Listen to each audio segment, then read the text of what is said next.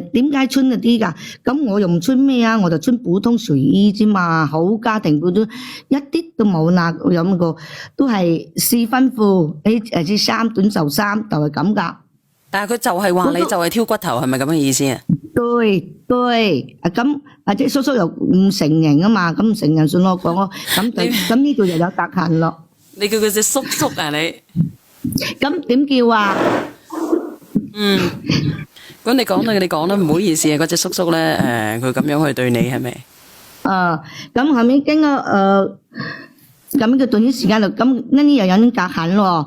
後尾咁呢段時間嘛，我心諗準備領證咯準備領證啦。咁我就講準備辦證啦。咁我準備我拉佢傾禮金咯。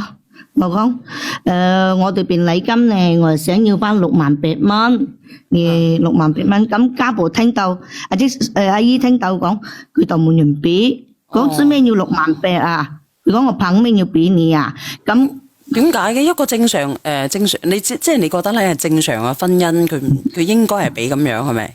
係禮契上係要俾嘅，唔有禮金都唔成形嘅。加上咧，我係咁諗嘅咁我又懷咗2隻月啦。咁我北京拍咗咁耐，我又有咗2隻月啦。咁以後我生，以後我要使好多人，以後要使噶嘛，使銀紙噶嘛，係嘛，奶粉啊咩啊，樣樣都要啊嘛。咁加上咧，佢以前咁我男朋友早幾隻月佢拉我，佢屋企講要裝修屋，未夠錢，咁我又俾咗6萬蚊佢裝修。咁我諗兩個遲早成為家人啦，唔所謂啦，慳就慳6萬蚊俾佢裝修咯。咁佢阿姨又知道喎，佢都係對我唔好，你講嗰個接觸到都係彈你挑骨頭。嗱，直播間嘅人話咧，點解老西學都要禮某金？咁佢40歲佢都係要結婚嘅，佢都要嫁嘅，咁點解唔可以有禮某金咧？咁好似佢我又打個比方喎，直播間嘅朋友仔富貴竹，你又聽咯。咁佢而家佢人哋起屋，人哋裝修間屋，佢都出咗6萬蚊喎，呢個姐姐。係啊，我出咗6萬蚊喎，咁我要68000，其實我得你1000蚊吧，唔多吧？咁我白6萬蚊度，860萬蚊紙就整咩啊？咁我又唔係講，有時到我講俾佢整屋，你聽我講，佢2婚，佢就算係2婚都好，佢唔係騙婚啊！佢就算佢2婚都好，佢而家係佢攞6萬蚊出嚟裝修間屋噶喎，啱唔啱啊？